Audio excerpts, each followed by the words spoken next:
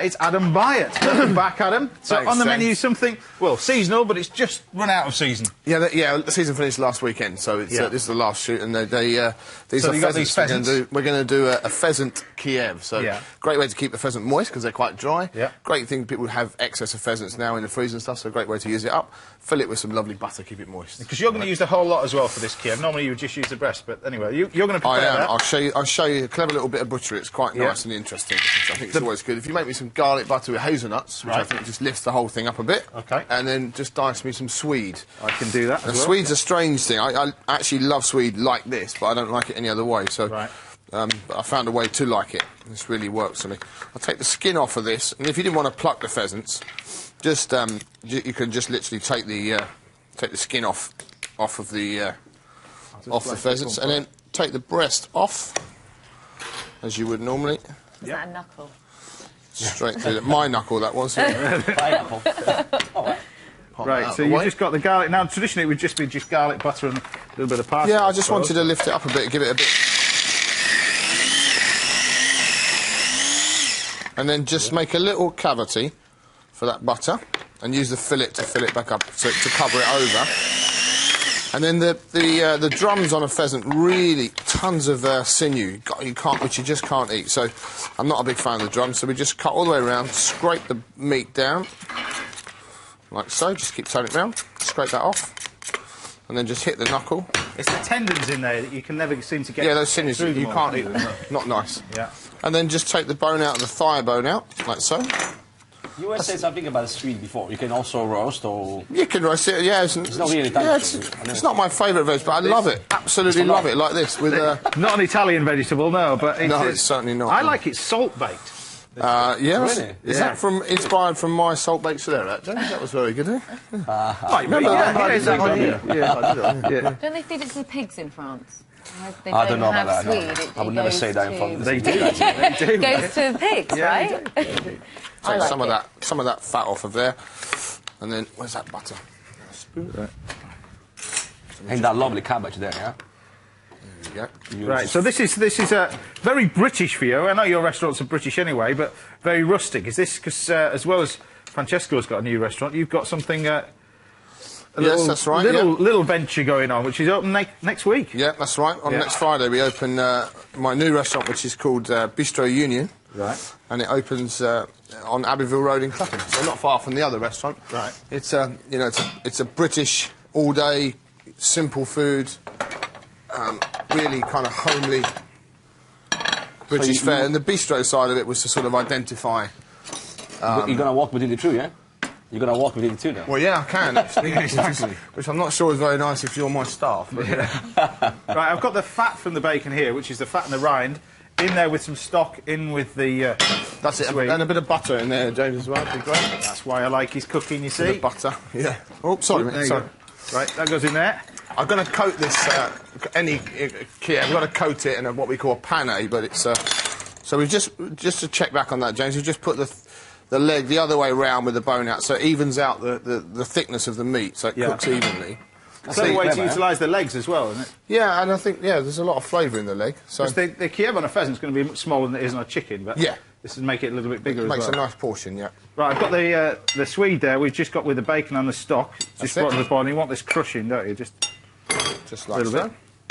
Yes, please. Yeah, just really simple. Just like crushed sweet. Really simple. Yeah. But that smoked bacon's so important in there. Yeah. And then we're going to make a little bit of braised cabbage, which is lovely. And this braised cabbage I'm going to make in a sec.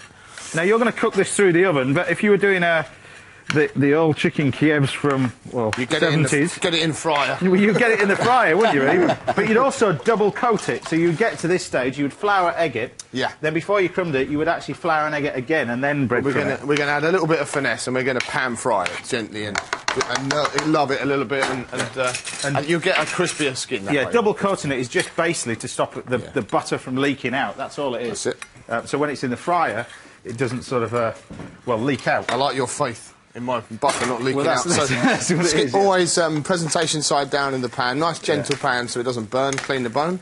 So leg the other way around. Let's lose that. Any special reason why is a pheasant, or does he? Say again, sorry? why are you doing pheasant and I know normal chicken? Because I find it very interesting with the legs and the breast together. I mean, let me say before. Yeah, it is quite different.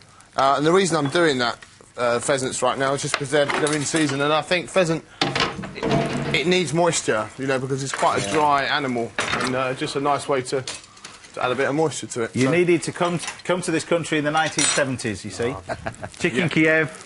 A little bit of scampi in a basket. Scampi in a basket. Chicken in a basket. Yeah, exactly. And that's what the food at the new place is all about. It's really all British produce. Yeah. A lot of classic dishes that you'd have grown up with. Really kind of homely and simple. Yeah. Right, I'm going to use the outer leaves for that, but you're using the inner hearts for... So this cabbage, I was apprentice at Claridge's. Going back to what you were saying earlier, I trained with the Academy of Culinary Arts and was an apprentice at Claridge's. And this was something that we made all the time, and I love making this cabbage. Can I just show you that? That's the breadcrumbs, and then this goes in the oven. You're showing me? I thought you were showing me. I'm not. Yeah, I'm showing him. Yeah, that goes straight in the oven. Now, tell us about this cabbage then. So this cabbage, I used to make this at Claridge's when I was a young apprentice. A couple of years back, that was. And it's such a lovely 22, thing. right? Yeah, I think so.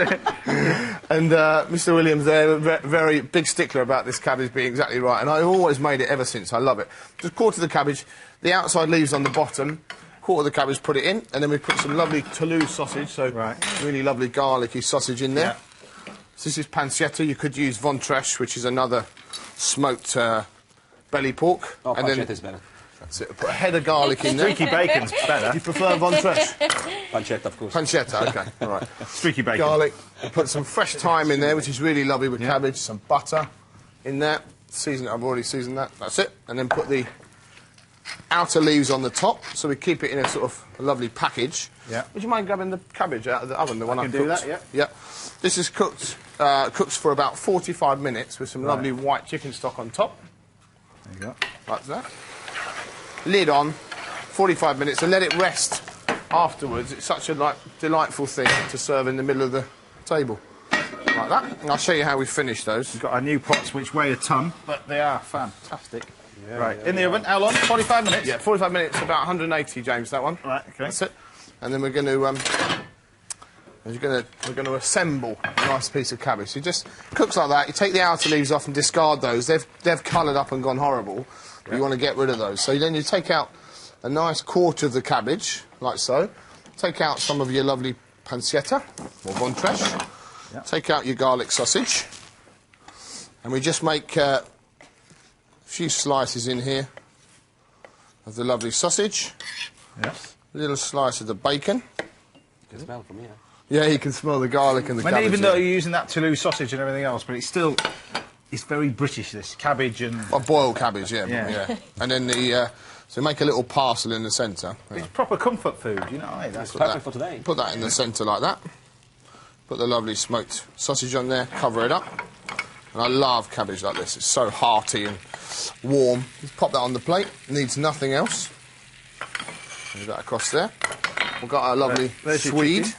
There's your chicken, pheasant. Get it right. Pheasant, yeah. I'm going to put this lovely swede on the plate.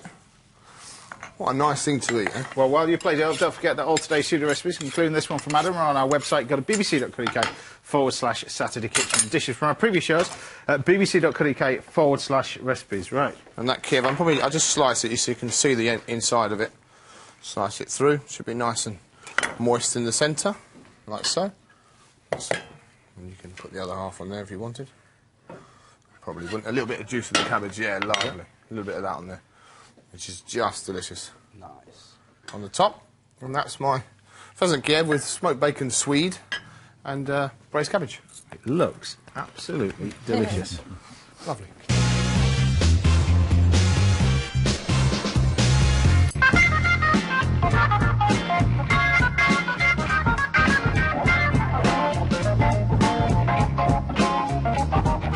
We winos love Adam because he has a knack of making particularly wine-friendly dishes, and this inspired Pheasant Kiev is a great case in point. Now, a red wine is the natural choice. You could go for anything from Italy, Spain, south of France, Burgundy, pretty much any good Pinot Noir or Syrah. And you might also be surprised at just how well an elegantly full-flavoured white also goes with it. Something like this beautiful Meursault by Vincent Girardin. But in our never-ending quest for outstanding value, I've got us something a bit different. It's red, it's gorgeous, and it's an absolute bargain. Let's fill our glasses with the beautiful Gérard Bertrand Minervois from the south of France.